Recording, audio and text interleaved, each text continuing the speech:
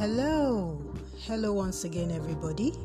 Welcome to another episode of the Career Growth Series. My name is Benedict Busari. I'm a HR strategist and advocacy consultant. And today we are going to be talking about social quotient. We had started the intelligence series some weeks back. Last week we talked about emotional intelligence, and today we're going to be speaking about social intelligence. So did you know that the term social quotient was coined as far back as 1920? Wow, that is such a long time ago. Fascinating, right? Social quotient is the ability to know how to manage and relate with people, and also knowing what to say in social situations. Are you able to manage relationships for a long time? Are you able to strike up conversations easily where you are in the midst of strangers? That shows that you have a high social quotient. A more commonly used term for social intelligence is tact. We can say that you are street smart or you have common sense. Social intelligence is widely believed to be one of the greatest assets that people that want to be successful should have. It is widely believed that you are not born with it, but you can grow it over time, and I'm going to be giving you some tips on how you can improve your social intelligence quotient.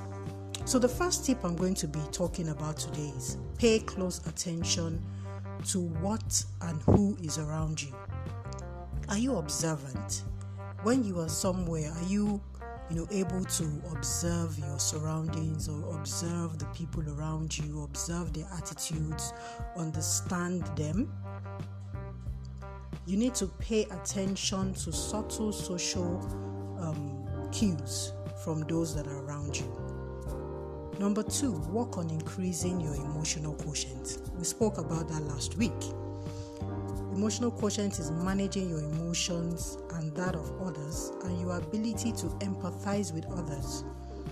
When you are able to increase this skill, you are able to recognize and control negative feelings such as anger or frustration when in a social setting.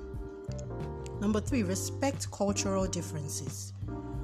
To be able to do this, you must first understand different cultures and be an unbiased umpire.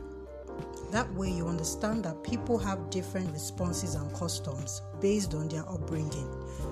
Looking at Nigeria as a case study, we have so many ethnic groups, and you need to be able to understand them. So when somebody from a certain ethnic group responds a certain way, you should understand and not take it to heart or make it cause anger or frustration. So my 4th tip is practice active listening. Work on your communication skills. I also mentioned that last week. Listen to understand and not to respond. Active listening helps you get the message clearly so you don't jump into unnecessary conclusions. And number 5, appreciate the people in your life. Build and nurture deep relationships with people who are meaningful to you. Pay close attention to the emotions of your spouse, of your children, of your friends, your co-workers, your peers, and generally people around you. Being socially intelligent is very, very important. It is not easy to master, but you have to work on it consistently to build it to be very strong, because it will lead you to a richer, fuller, and better life. So I want to say thank you for listening to me today. Until I come your way again next week on the Career Growth Series, I want you to remember that the Career Growth Series is on a mission to ensure you are proactive about improving your skills. So see you again next week. We'll be talking about the adversity quotient. And I'd like you to drop your comments. Tell me what you've learned so far. How have you applied all these tips in your work, at home, or with your relationship with others? I'd like to know. I'd like to hear from you. Thank you so much, and enjoy the rest of your day.